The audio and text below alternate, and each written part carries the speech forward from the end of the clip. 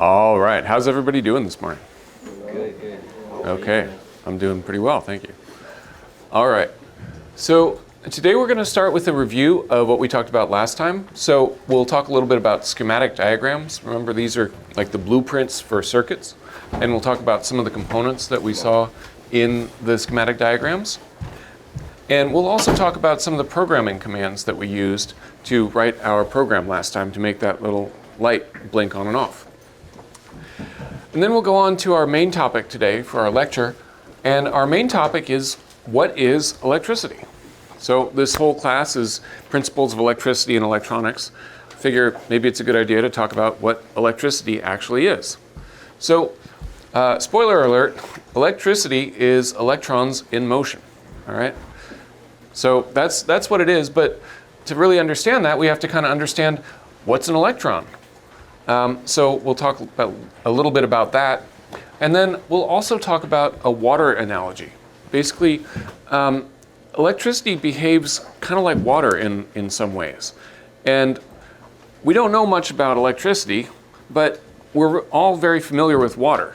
So if we can use our understanding of water to help us understand electricity a little bit, that can really kind of help us get a grasp on what's going on. So we'll talk a little bit about how water is like electricity and how we can use that connection there. Then we'll talk about a few definitions. We'll define current, voltage, and resistance. These are all words that we use all the time when we're talking about electricity. So today I'll tell you what they actually mean, and then I will talk about units and why they're so important, okay? And then we'll go on and do a preview of today's lab. Now, in the lab today, we're going to be building a circuit like this. And now this might look pretty similar to what you built last time. So just like last time, this is a circuit with an LED, and that LED is blinking. So that's all similar. But if you look closely, you'll notice that there are some differences. Last time when we built the circuit, the LED just blinked on and off continuously at the same rate. But this one is actually doing something different. It's blinking out a pattern. So it's kind of 4 short blinks, and then a pause, and then a long blink, and then it repeats over again. So this is a little bit different. This is actually a secret message, okay? So this is a message that's been coded, and I'm going to work with you, and hopefully we'll be able to figure out what the secret message is and decode it, and then maybe even encode some messages of your own, okay? So that's what we're going to do in lab today. So any questions before we get started? All right, cool. So then let's start with our review of schematic diagrams. So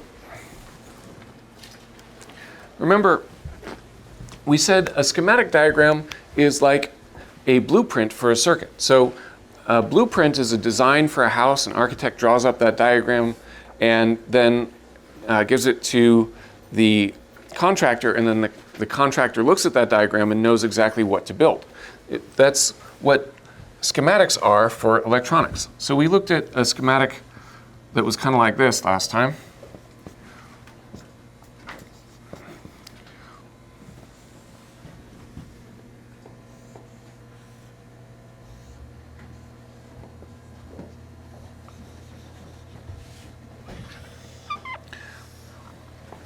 So what was this symbol over here on the left? A battery. Yep. So this is a battery or a power supply, and there are some additional notes that go along with this. So what does the 5V stand for? 5 volts, exactly. And then we have a positive and negative terminal here. So that is our battery symbol. And then we come around our circuit, and what do we have over here? What is this? LED. An LED, exactly. So remember, a diode is a one-way valve for electricity. It lets the electricity flow through in one direction, but it blocks it from flowing in the opposite direction. So if we had a symbol like that, that would just be a plain diode. But this little extra arrow coming out symbolizes light and shows that this is actually a light emitting diode. So LED for short. Now, does it matter which direction we put the LED in our circuit? Yeah, exactly, because that LED only lets the electricity flow through in one direction. So if we put it in our circuit facing this way, it allows the electricity to flow through. But if we were to turn it around, it would block the electricity. And when no electricity is flowing, the light doesn't go on. So when a component has a particular orientation, we call that component polarized. Like it's got two different poles. So is the battery polarized? Yes. Yeah, it's got a positive and a negative terminal. And if we flipped it around, the circuit would behave differently. So, and we already said that the LED is polarized. If we flip that around, the circuit would behave differently. Now, what is this last component down here? Yeah, that's right. That's a resistor.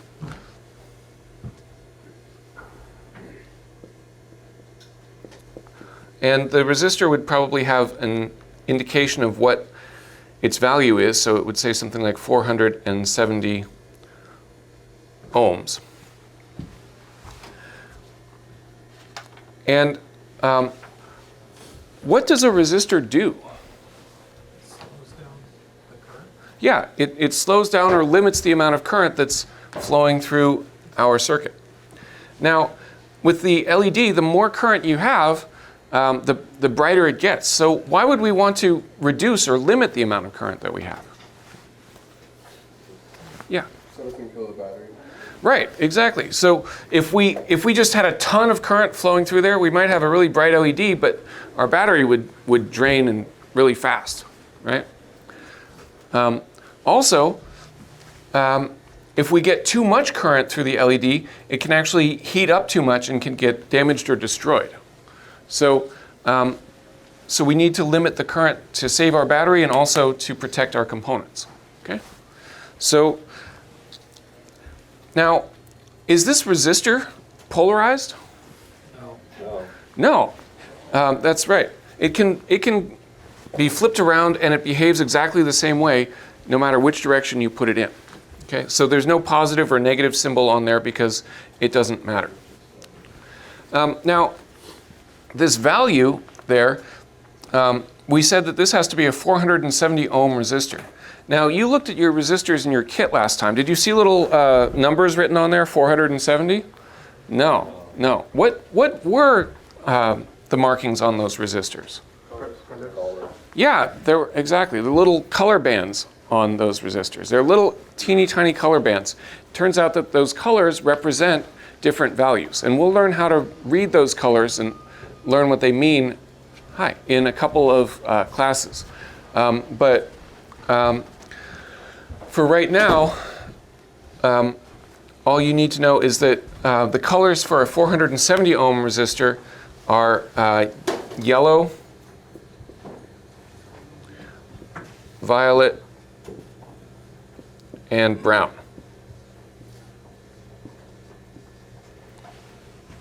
Okay, so if you're looking for a 470 ohm resistor, look for one that has yellow, violet, and brown bands on it. So now we've talked about the three different components that are in this circuit diagram, this schematic.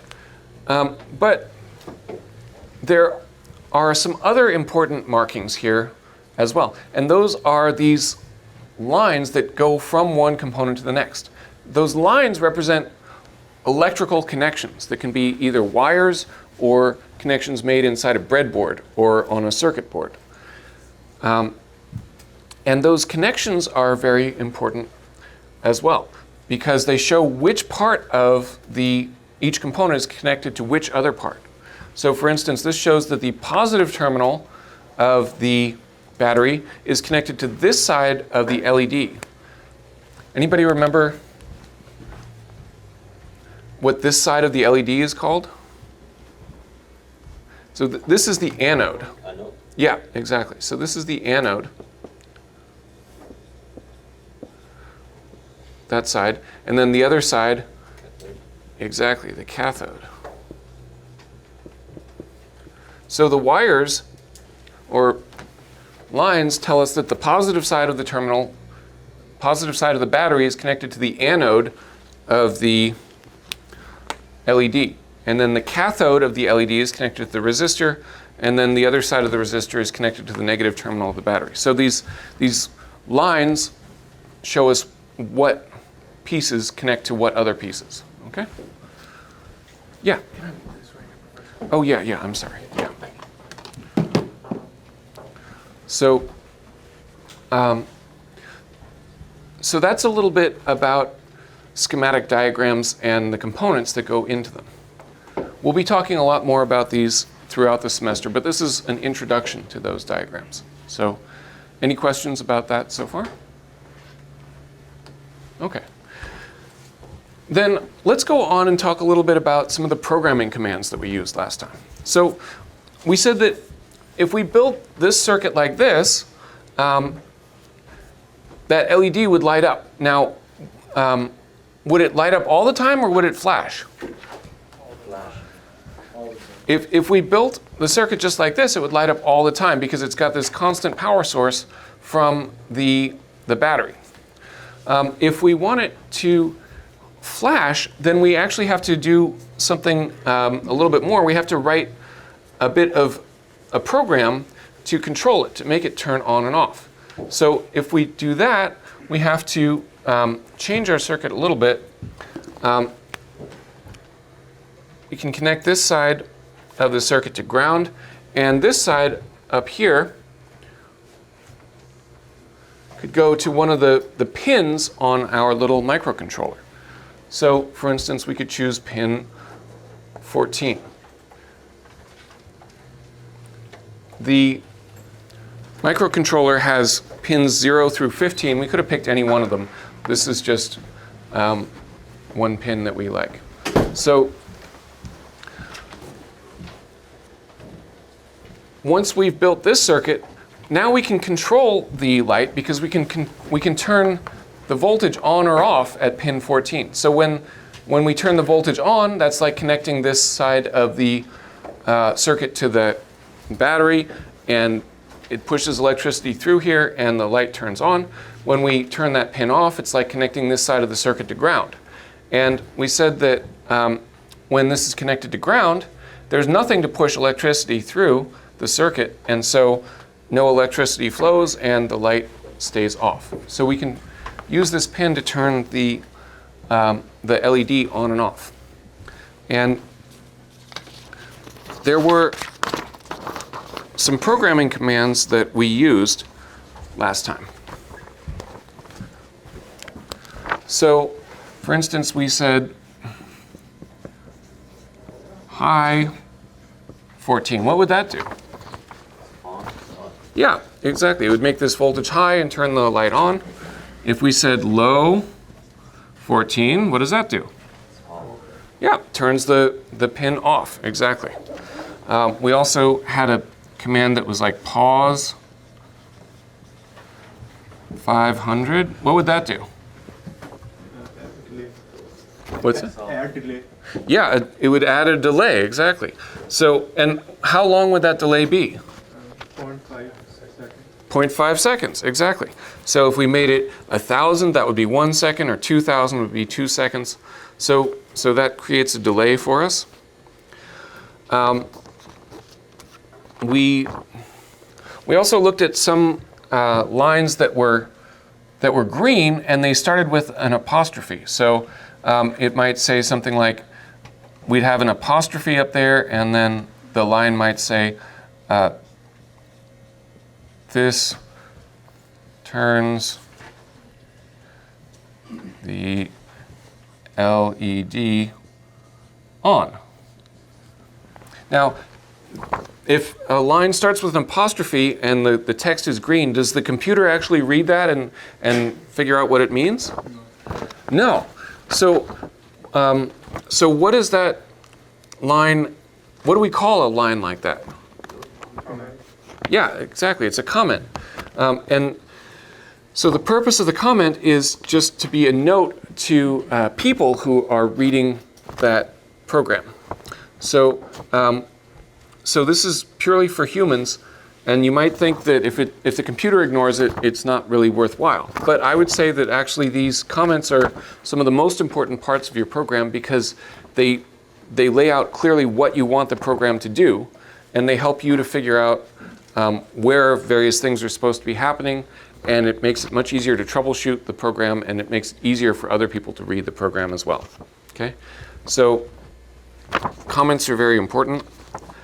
And then finally, we looked at a couple of different types of loops. So there was one that started with do, and then there were some other commands, and then at the end there was the word loop. Now, if we wrote do and then loop, that would repeat whatever happens between these two lines. So whatever is in the middle here would get repeated. Does that repeat forever or just a certain finite number of times? Forever, exactly. So this is a loop that just keeps on repeating forever. If we wanted the loop to repeat only a certain number of times, we could start the loop with the word for, and then it would be something like for counter equals 1 to 10, for instance, and then we'd have some other commands, and then at the end we would write next.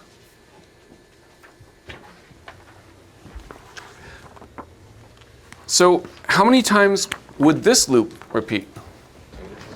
10, exactly. So this counter is actually a variable, a place where the computer stores a number in its memory, where it remembers some number. So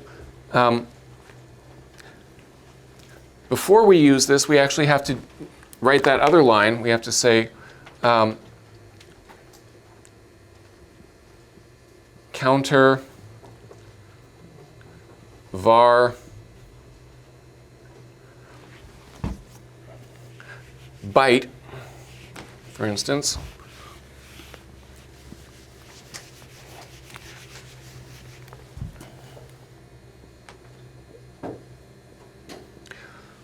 And this line tells the computer that we're creating a variable called counter, and it's going to be 1 byte. In other words, it can hold numbers between 0 and 255. Yeah? So do you write all of that before loop? So we would write this line, counter var byte, somewhere near the top of our program. Yeah. Before you ever use this counter in a loop. Yeah. So the for counter 1 to 10 and next, you write that before loop? No, this for counter equals 1 to 10 is the start of a loop, and then next is the end of that loop. And this is actually called a for loop because it starts with the word for. Is that what you were asking? So is that replacing us writing loop or no? Yes. So sorry. So these are two separate types of loops. So this is a do loop over here. So this loop repeats forever. So this is one type of loop that you could make. This is a different type of loop. I shouldn't have written it next to the other one, but that's just the space I had on the board. So this would be a different place in your program. You could write for counter equals 1 to 10, and then your commands, and then next. Yeah. Hey, Lynn. Yeah. Yeah. Thank you.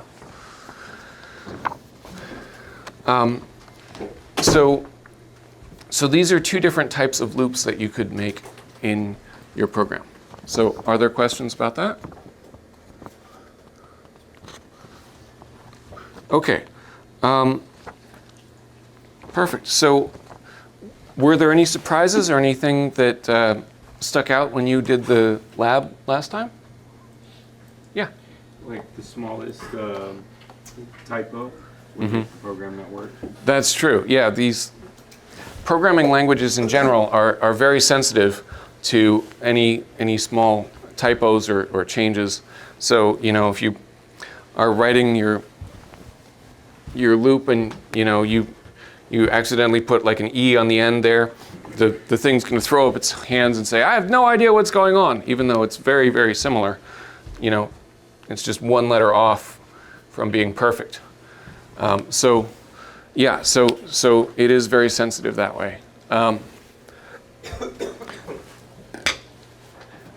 And if, I won't say if, I would say when your program has an error, because almost all programs do, I would take a look at the error message that pops up. Sometimes it's really cryptic and it's really hard to interpret, but sometimes it can point you in the right direction. And the more you get familiar with those messages, the easier it'll be to troubleshoot and the quicker it'll go. Okay? So that's what I would say if you're interested in programming and getting into it. We're not going to do a whole lot of programming in this class. We're going to work on these robots for maybe 4 more classes, and then we're going to go on to other things. But if you're interested in programming, then yeah, it's helpful to become familiar with those error messages. So, yep. Other questions or anything? Okay.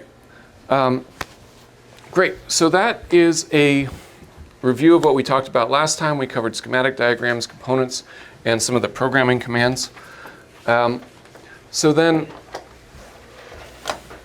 let's go on. Oh, before we go too much farther, I want to make an announcement. We are starting our open labs. In fact, they're starting today, and they will be running on Tuesdays from 12:30 till 3 p.m. So that's just a half hour after this class gets out. So that's if you're looking for a chance to play with the equipment more or catch up on a lab that you missed, or you know, finish up on a lab that maybe ran a little bit long, this is a great opportunity. So you can finish this lab and then maybe go, you know, take a stretch break, have a snack, and come back, and then work here. The open lab, I believe, is going to be in the room next door. So 408, I think it is over there. So yeah, this is great. It's going to be run by a guy named Steven. He's been through our program. He knows all of the labs backwards and forwards. So he's really helpful. So definitely check that out if you're interested. All right. So then let's go on to our main topic for today. So the main topic is, what is electricity? So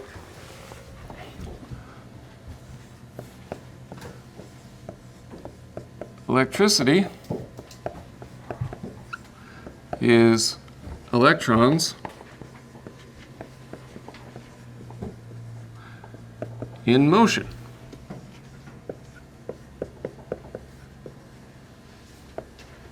That's really what it is. Okay? So that's great, but to understand that, we kind of have to understand what is an electron. So to do that, we have to kind of dive into science here for a minute. So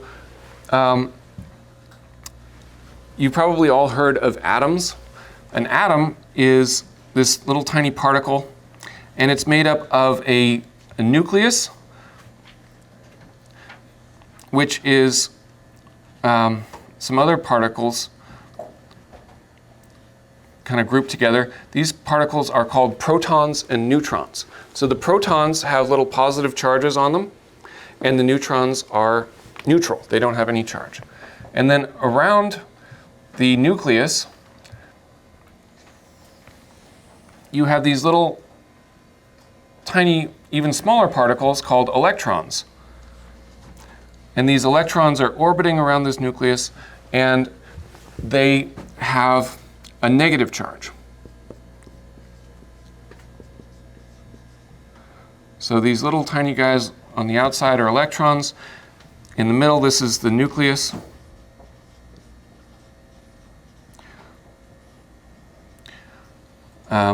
It's made up of protons.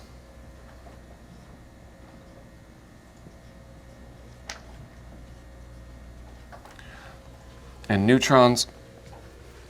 And the key thing here is that the protons have a positive charge, the electrons have a negative charge, and generally there are about the same number of electrons and protons, so that their charges balance out. So if you have 4 protons in the middle, you have usually 4 electrons around the outside. And when that happens, the atom is in balance and it's happy. It kind of likes to stay that way. And these atoms don't exist by themselves. An atom is a tiny particle that makes up matter. So there are always lots of atoms bunched together. So you'd have one atom over there, you'd have another atom over here. Each one has its own nucleus and its own electrons.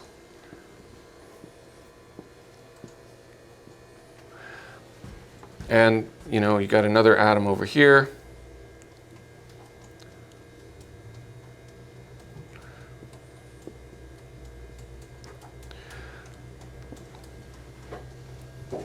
More electrons.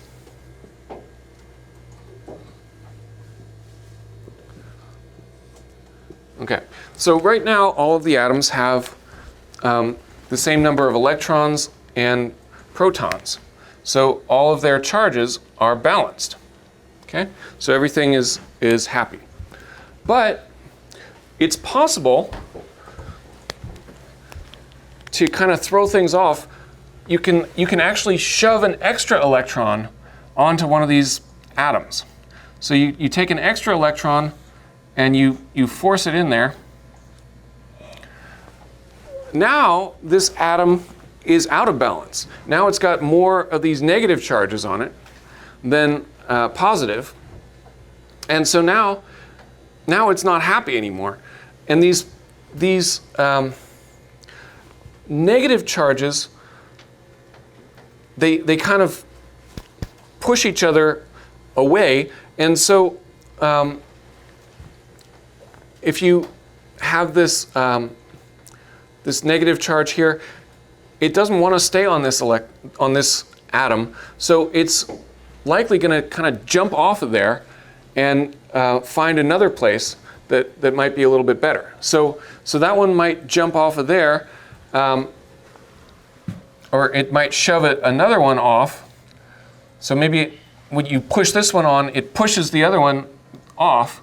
So that one jumps over to the next atom next door. So now this atom has an extra electron on it, and that's not real great. So then it kicks one of its electrons off, and then that one jumps over to the next atom, and so now this one has an extra electron on it, and then it kicks one of its electrons off, and so on.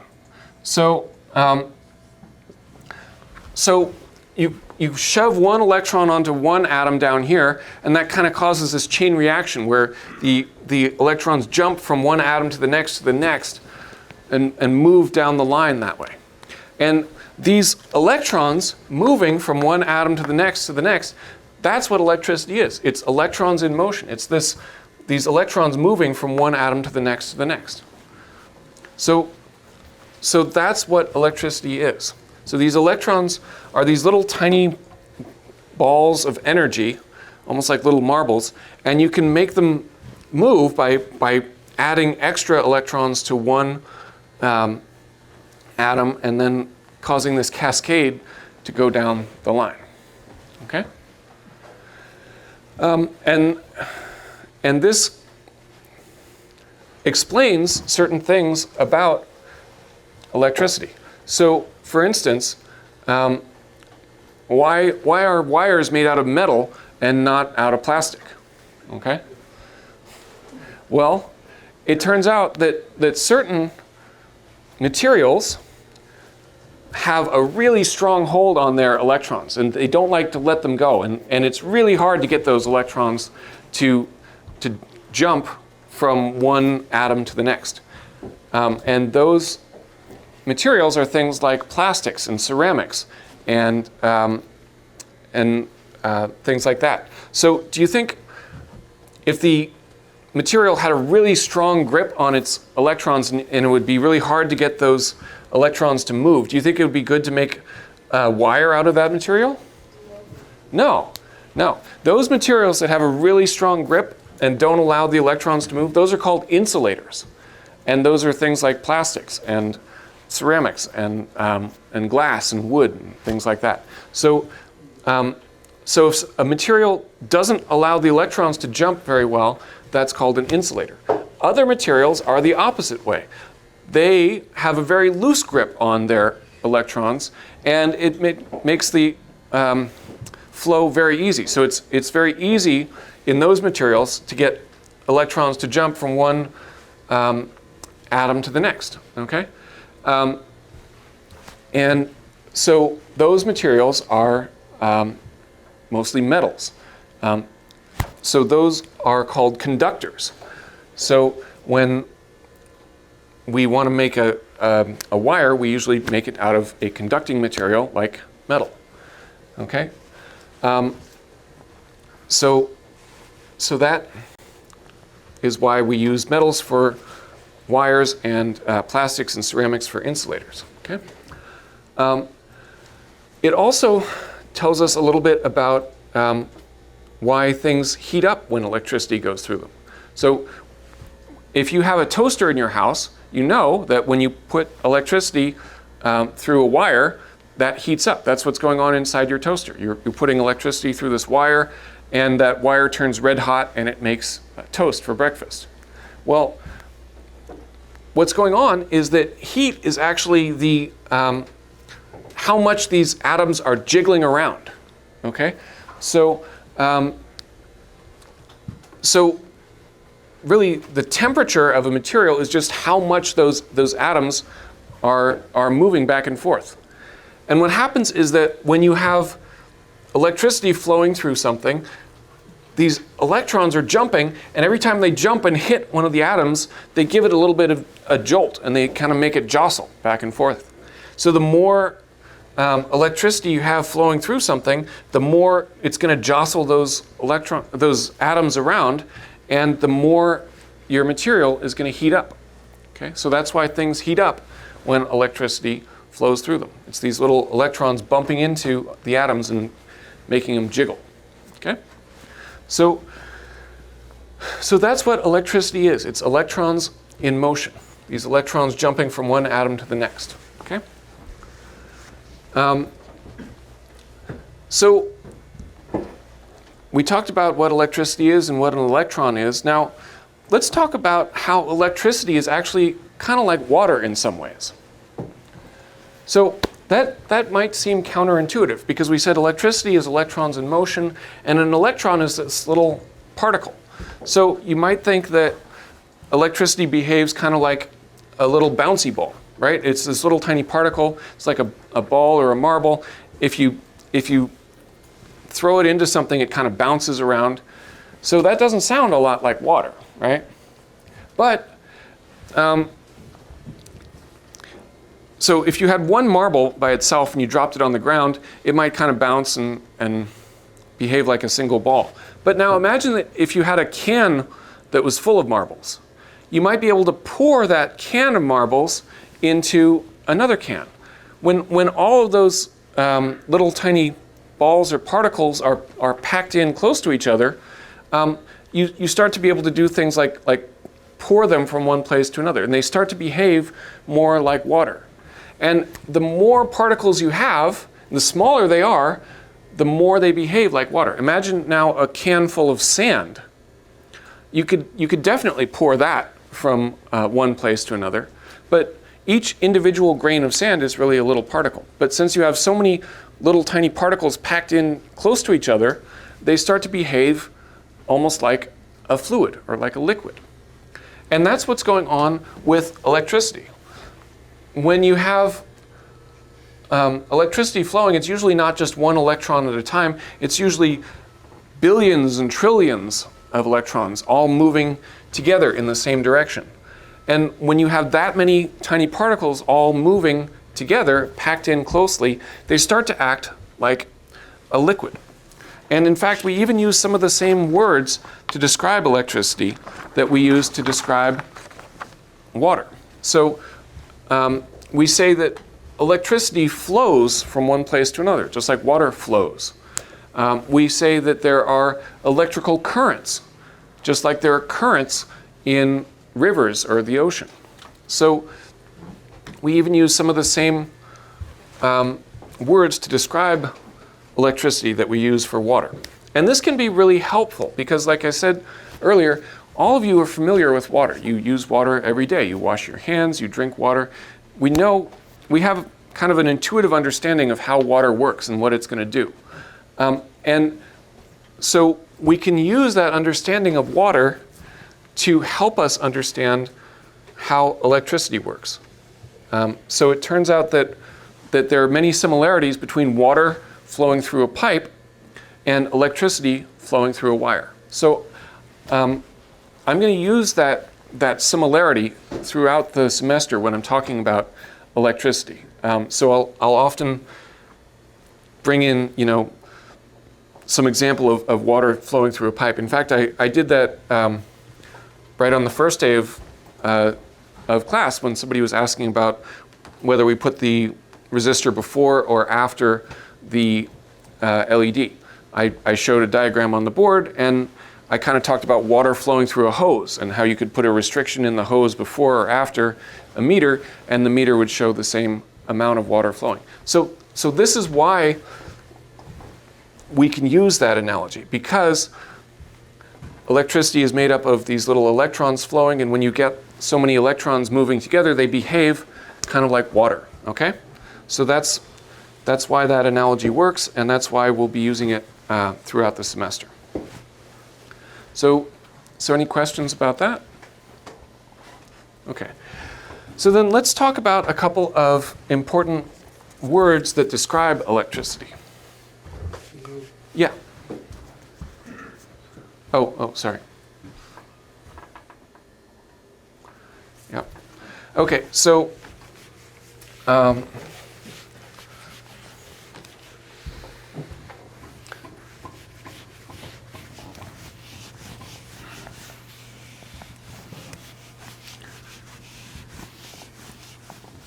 all right. So the first term that I want to talk about is current. So current is the amount of electricity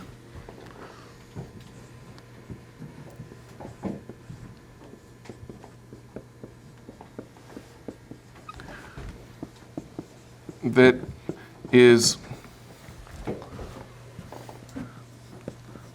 flowing past a particular point.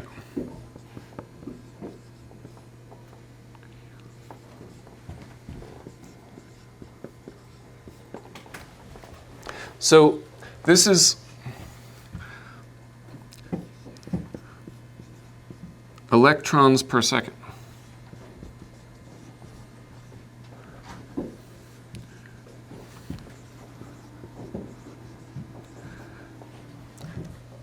So, for instance, if I had, our battery circuit here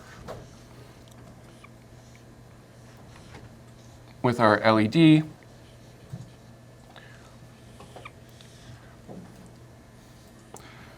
I could ask, what is the current at that point in the circuit? And I'd be asking how much electricity is flowing through that point. So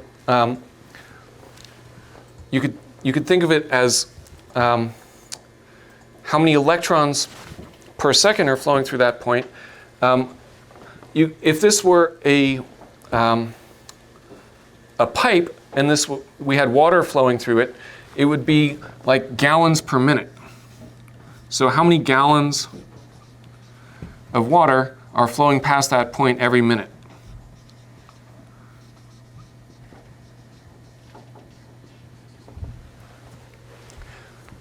Now the unit for current is an ampere. An ampere is the technical term, but everybody calls it an amp.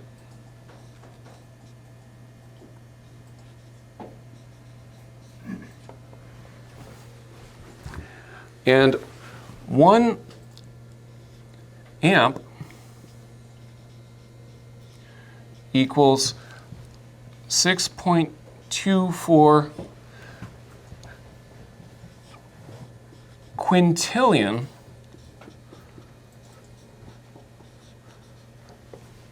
electrons per second.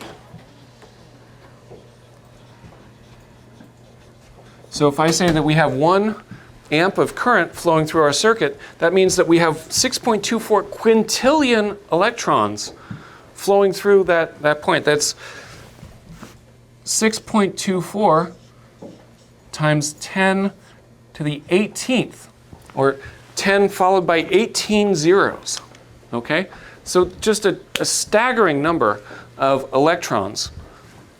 And an amp really isn't that much current. If you are in a building, we have circuit breakers, and those circuit breakers are often rated for 15 amps. And that's just one breaker. You might have 10 circuits in a house or something like that. So anyway, so anytime somebody says that we have 1 amp of current, that's 6.24 quintillion electrons flowing at that point. Okay? 6.24 quintillion electrons per second. So every second, that many electrons flow past that point. Okay?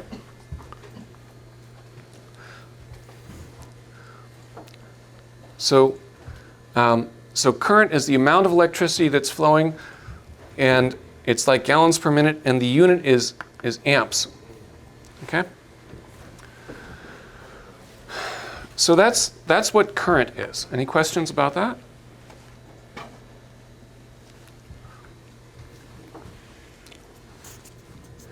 Okay. Then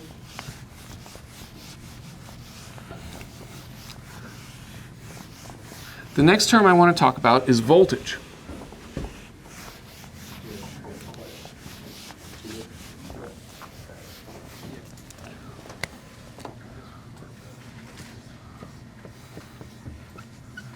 So voltage is the force that pushes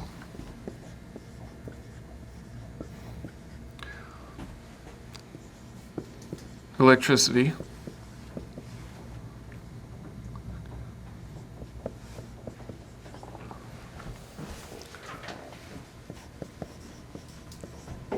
through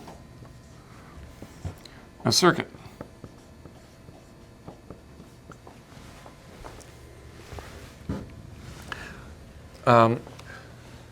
So if we're talking about water, this would be like pressure.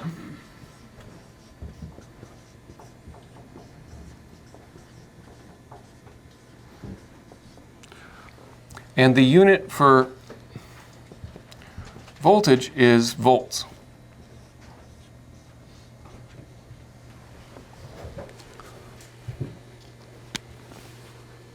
Okay. So you can think of it like water pressure. You could also think of it like a difference in height between two ends of a pipe. So if you have a water pipe here, and one end of the pipe is higher and the other end is lower, the water is going to flow from the high side to the low side. So that difference in height causes the water to flow. If you have a pipe and both sides of the pipe are at the same level, then the water is not really going to have any reason to flow, and it's just going to stay still. So the same is true about voltage. Voltage is always a difference between two places in a circuit. So the more voltage you have, it's like the greater difference in height between these two sides of the pipe, and the more that electricity is going to be pushed along, just like the more force you'd have on this water to make it flow. If the voltage is the same at 2 points in a circuit, then it's kind of like the two ends of a pipe being at the same height. There's not going to be any force making that water move. And so if the voltage is the same at 2 points in the circuit, there's not going to be anything to push it along. That's what we saw last time when both ends of our circuit were at ground. Remember, we built that circuit where the beginning and the end of the circuit were both at ground? And we said that if everything went right, absolutely nothing would happen. Well, that's what was going on. The voltage at those 2 points was the same, so there was no force pushing the electricity through our circuit, so no electricity flowed and the lights didn't turn on. Okay? So that's what voltage is. It's this force that pushes electricity through our circuit. Any questions about that? Okay. And then the last definition I want to talk about is resistance. So resistance is the force that opposes the flow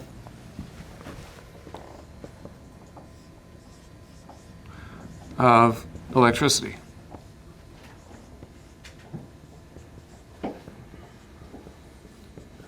So this is what makes it hard for electricity to move through a circuit.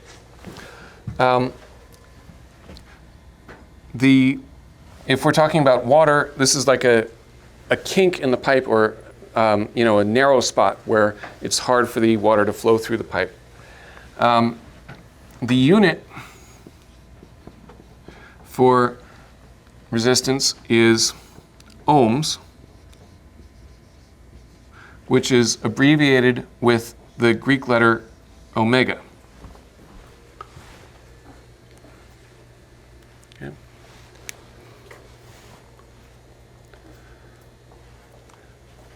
So, any questions about that? Okay.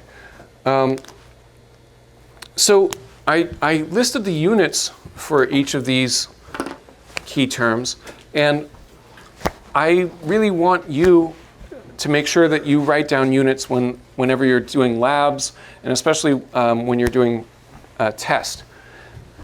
And the reason is because if we don't have units, the number by itself is pretty much meaningless. I'll give you an example. Say you went over to your friend's house and you're hanging out, and you get a little hungry and you say, hey, why don't we go to the nearest restaurant and get some lunch? How far away is that closest restaurant? And your friend says, oh, it's not far, don't worry. It's only 5 away. Does that mean anything?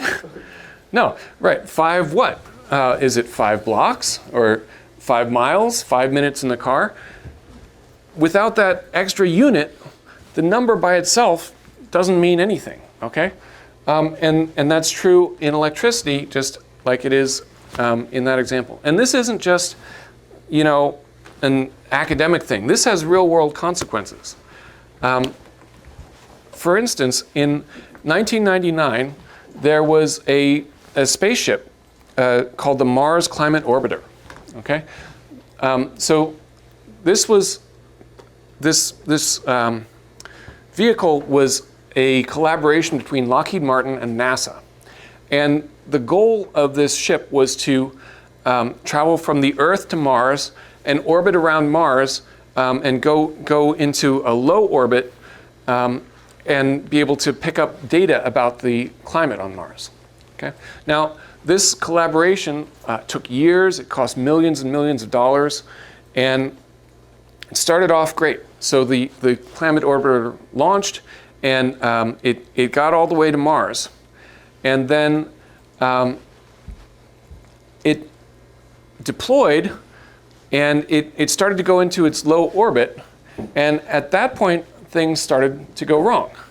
At that point, some of the instruments that had been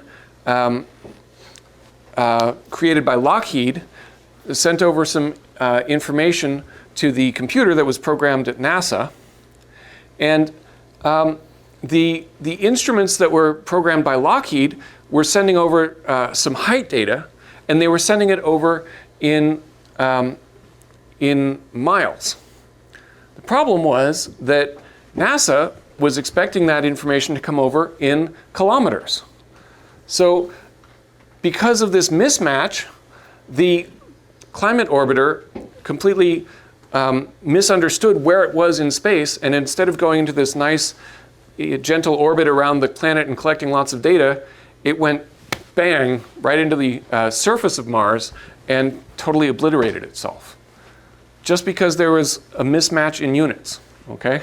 So millions of dollars, years and years of work all down the drain because the units were wrong. All right, so this is a real world thing. It has real consequences, okay? It's really important to write down your units when you are writing answers either in your labs or in tests especially. And I'll be looking for those. I'm not necessarily going to deduct points, but I will probably ask you to add units if I see that they're missing, okay? All right, so that was our lecture. We talked a little bit about electricity, what it is, what electrons were. We talked about how electricity is kind of like water, and we talked about current being the amount of electricity that's flowing, voltage is the force that's pushing that, and then resistance being the force that opposes the electricity flowing. And finally, we talked a little bit about why units are so important. So are there any questions about the lecture today? All right, then let's go on and do a preview of today's lab. But first, I wanted to show you one picture that always comes into my mind when I think about voltage, current, and resistance. It kind of sums it all up for me. So let me show you that when the projector comes up here. You've got the current, or the amps that are flowing along. The voltage is what's pushing them, and then the resistance is what's making it hard for the electricity to move, okay? So this is really electricity in a nutshell right there, okay? All right, so any questions about that? All right. Okay, so then remember, the goal for today's lab is to, we said that we have a secret message here, okay? This blinking light actually represents a secret message, and we want to try to decode that message and understand what it means, and then also maybe try to encode some messages of our own, okay? So before we get started, can anybody guess what kind of code we might be using here? Yeah. Morse code, that's right. So Morse code is you could think of it as the world's first text message, okay? It was this old-fashioned way of sending messages over long distances using dots and dashes. So short blinks were called dots and long blinks were called dashes.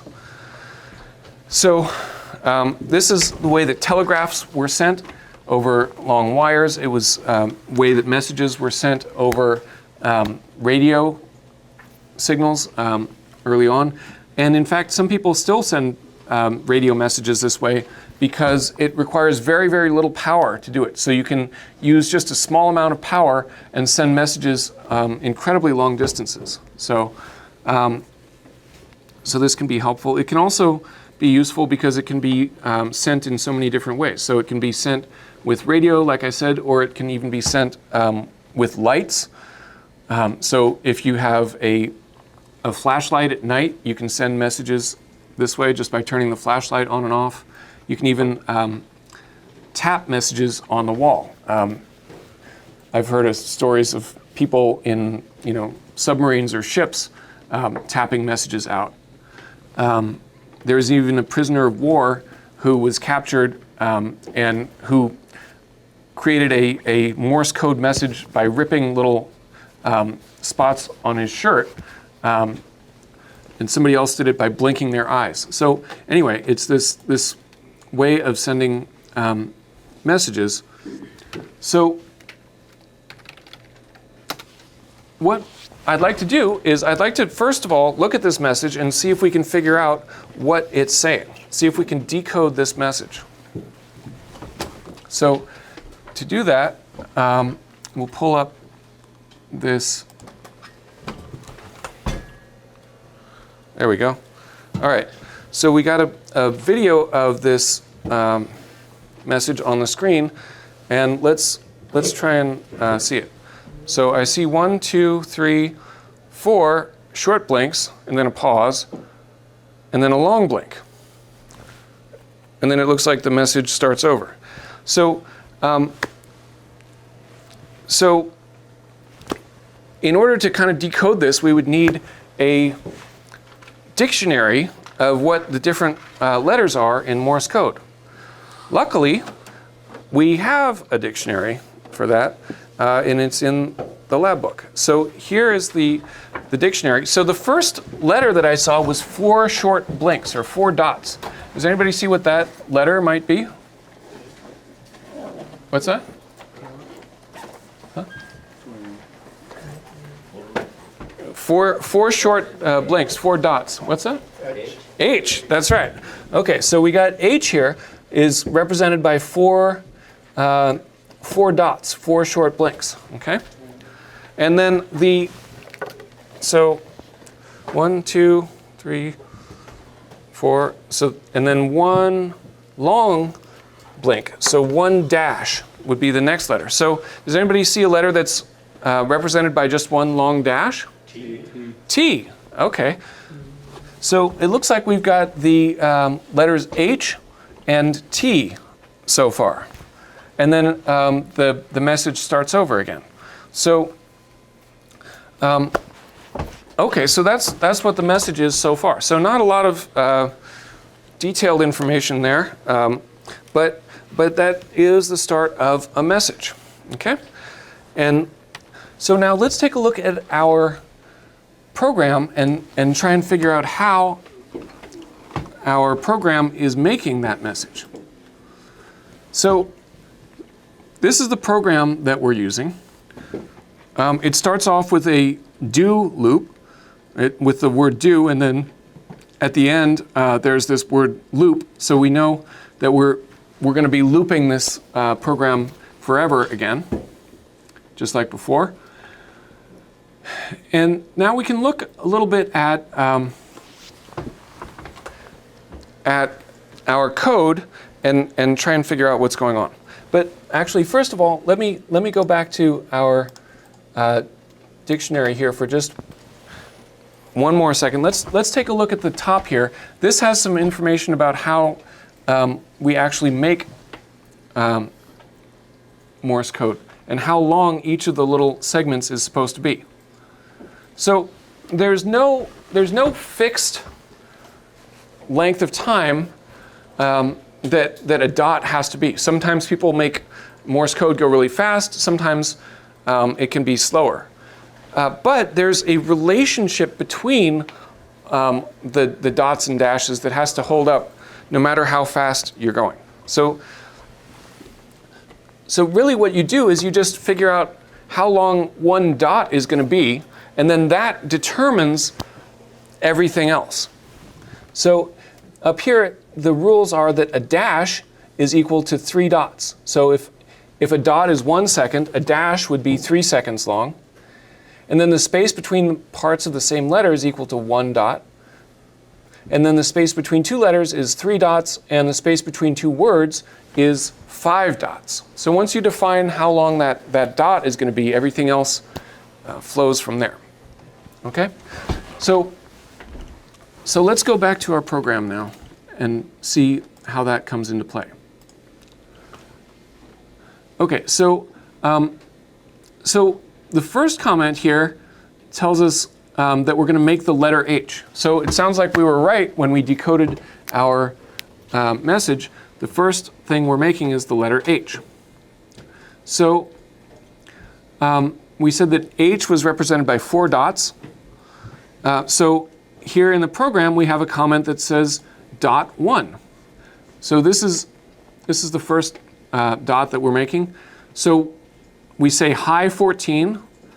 So remember that turns the LED on, and then a pause of 500. So this says that we have a half-second delay. So that's our dot. So our dot is a half a second. So that's going to define everything else. So we've got the LED on for half a second, and then it goes off. And then we have a half-second delay again. And this is the delay between 2 parts of the same letter. And that should be the same as the dot before. So we got that. So then we come on a little bit farther in our program, and we get dot 2, same thing, dot 3, and dot 4 are all the same thing. Notice that these comments make it really easy to understand where we are in our program. We see where the letter starts, and then where each of the dots begin in our program. You can imagine that if it was just high pause, low pause, high pause, low pause, one after another, it would be really easy to lose track of where you are. Okay, so these comments really help to remind us where we are. Okay, so we get all the way to the end of dot 4, and then we have this pause for 1500. So remember, and this says the delay between letters. Now, remember our instructions said that the delay between letters was 3 dots. Okay, so that's where we got this 1500. 1 dot is 500, so 3 dots is 1500. So that's the delay between letters. And then the next thing we have is the letter T. Okay, and this is just 1 dash. This says high 14 and then pause for 1500. So again, this is 1.5 second delay. And then LED off. And then at the very end here, we have pause for 2500. So that's 5 dots. That's the delay between words. Okay? And then we come down to our loop, which is the end of our program, brings us all the way back up to the beginning. So that's how our program is working there. So, yeah. What is the delay after T be 25? It have to be 2 seconds and a half. Yeah, so that would be the delay between words. So we said the delay between words is 5 times as long as a dash, or as long as a dot, I'm sorry. Really what we're doing in this program is we're giving you the building blocks that you need to write your own message, because that's going to be the goal for this lab. So let's go back and take a look at the lab here.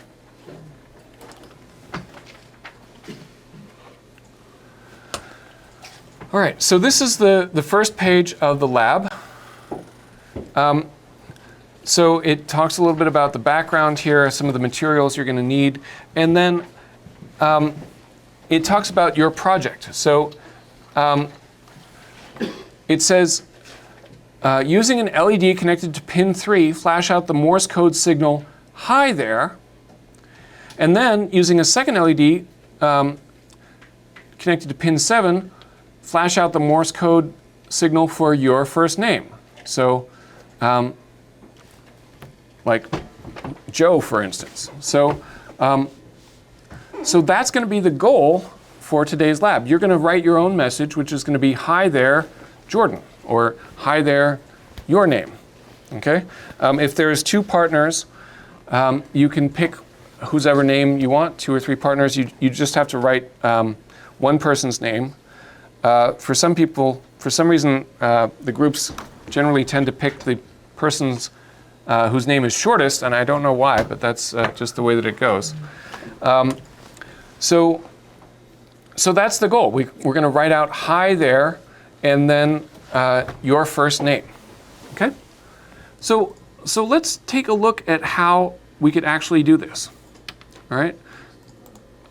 So let's go back to our program. So remember, we want to spell out "Hi there." So let's take a look. So we've already got the letter H and we got the letter T. So if we want to spell out "hi," we would need the letter I. So let's look back at our dictionary here for a second. What is the Morse code for the letter I? 2 dots. 2 dots. Okay, perfect. So the letter I is right there. It's just 2 dots. So let's go back to our program and see how we would add the letter I. Okay? So we've already got the letter H, and it kind of comes to an end here. And when I'm writing a program, I like to give myself lots of space between parts of the program, because it makes it a lot easier for me to read and visually see the difference between, visually separate things into their parts. And the computer just ignores it. So it makes no difference to the computer, makes it easier for me. So that's what I do. So, okay, so I got to the end of the letter H, and then I have this pause. And now I want to make the letter I. So first thing I'm going to do is I'm going to make a comment here that says that now I'm going to start the letter I. And we said that the letter I is 2 dots. Now, I could just start typing code and try to remember how to make that, but if I do that, I'm almost certainly going to make a mistake somewhere in there, and it's going to take me a while, and there's probably going to be problems. So rather than just start typing things out, I'm going to see if there's anywhere in my program that I can reuse some code that I know already works. Okay? So did we see any dots? Is there anywhere else in the program that has dots in it? Yeah. The H, you take the first 2 dots. Yeah, perfect. So That may also use the bathroom. yes, of course. Yeah. Anytime you need to go use the bathroom, or stretch, or step out for a drink or a snack, or if your phone rings, yeah, feel free. You don't have to ask. All right. So yeah. So we want 2 dots. So we can just copy and paste the first 2 dots from this letter H. So I'm going to take those 2. And I'm going to put them right here in my letter I. So I've got dot 1 and dot 2, the letter I. And then when I come to the end of letter I, I'm going to be at the end of my first word, right? So I need to put a delay at the end of my first word. So I can use this delay down here at the bottom, which is the delay between words. So I can just copy that and paste that. And now I should have the letters HI, and then a pause, and then the letter T. So let's send this program over to my board and see how that works. Remember, there's 3 things you have to do before you send the program over to the board. What was one of those things?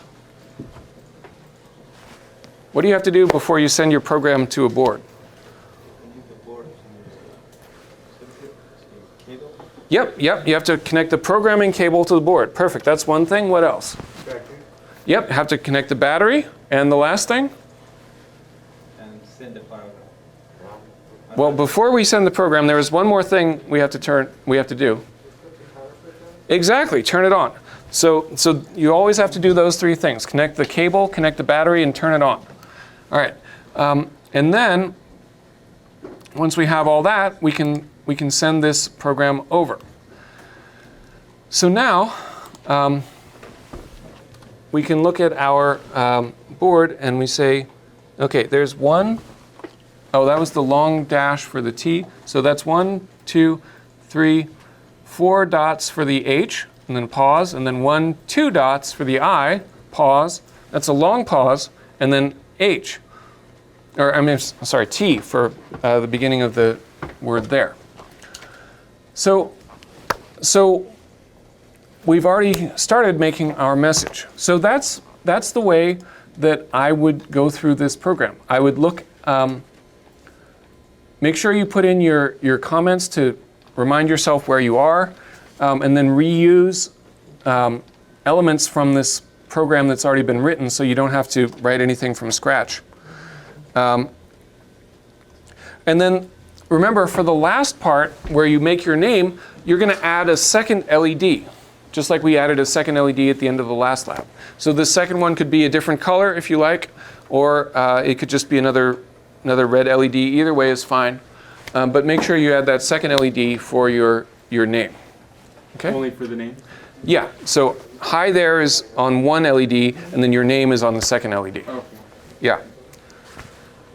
So that's the goal for the lab today. Any questions about that? Should we stop? Yeah, let me take attendance, and then I will let you go.